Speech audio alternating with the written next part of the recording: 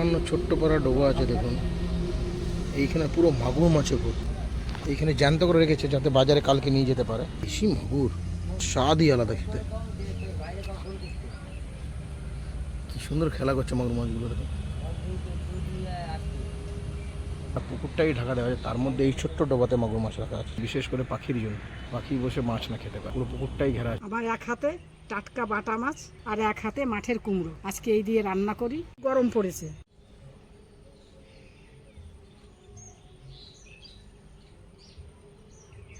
এই মাঠের ছোট্ট টাটকা কুমড়োটা খেতেও দারুণ স্বাদ।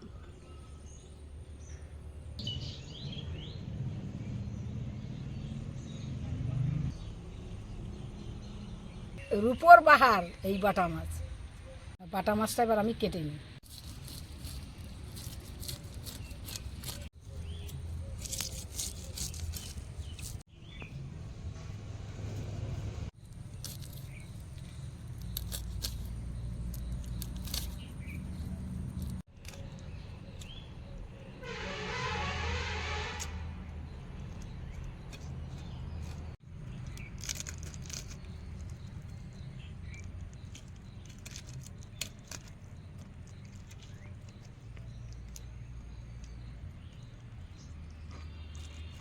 মাছটায় ডিম হয়ে গেছে,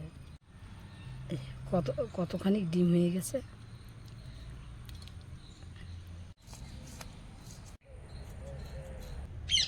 এই ছোট কল সব মাছ কেটে ফেলেছি, আর একটা মাছ আছে এইটা কেটে নিচ্ছি। মাছগুলো আমি খুব সুন্দর করে কেটে নিয়েছি, এবার নুন হলুদ মাখিয়ে নেব। যে হলুদ আমি সামান্য পরিমাণ মতন দিয়ে দিলাম, নুন আমি স্বাদের অনুসারে দিয়ে দিলাম।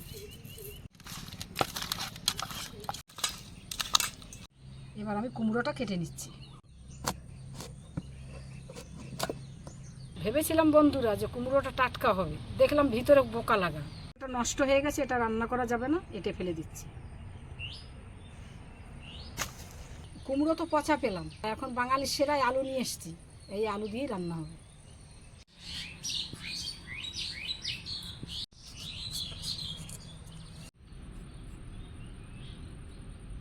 পাতলা পাতলা লম্বা লম্বা এইভাবে আলু কটা কেটে নিলাম। গাছের পাকা তেঁতুল এই যে জলে ভিজিয়ে নিচ্ছি।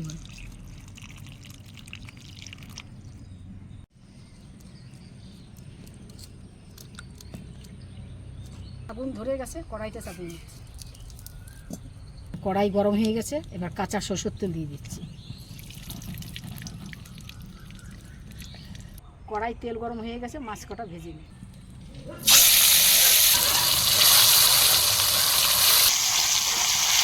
একটু মাছটা হয়ে গেছে, আর একটু আমি মিশিয়ে দিই।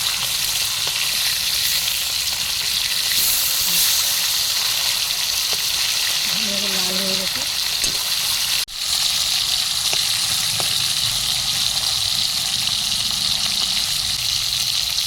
সুন্দর ভাজা হয়ে গেছে, এবার মাছ কটা আমি তুলে নিচ্ছি।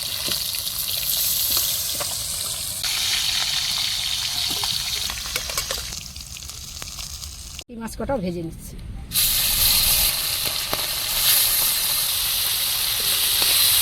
মাছ ভাজা হচ্ছে, আর আমি এদিকে কটা বাটাবাটি শুকনো লঙ্কা বেটে নেব, সামান্য কিছু সর্ষে বেটে নেব।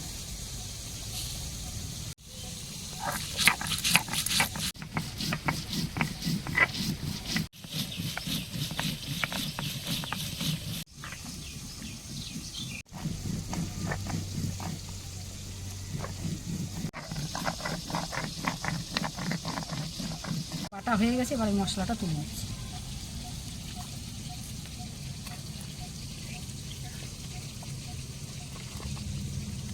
বাকি মাছটা আমার ভাজা হয়ে গেছে, সেটা তুলছি।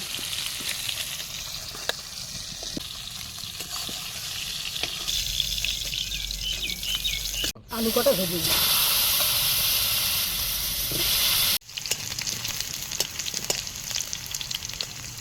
স্বাদের অনুসারে নুন দিয়ে দিলাম, পরিমাণ মতন হলুদ দিয়ে দিলাম।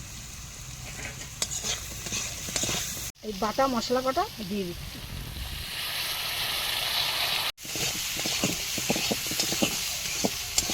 ভাজা হয়ে গেছে, এবার জল দিই। তেঁতুলের বীজ আছে, সেই বীজটা বার করে নিই।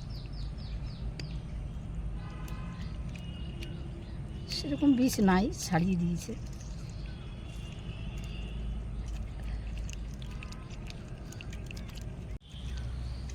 এই যে তেঁতুলের ছাবা কটা বন্ধুরা ফেলে দিচ্ছি।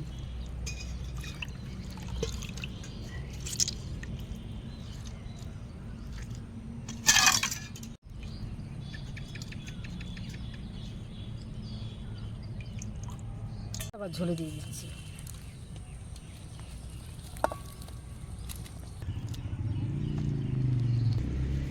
মাছের ঝোলে দিয়ে দিচ্ছি।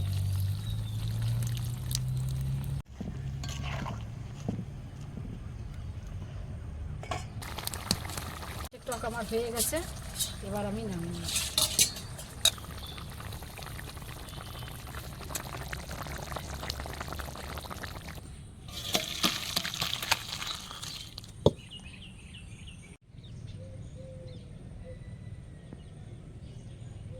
বন্ধুরা, আপনারা ঘরে এরকমই টক করে খাবেন। যা গরম পড়েছে, মানুষের ঘাম ঝরে যাচ্ছে, তেতে অনেকটা আয়রন ধরে রাখে টকে।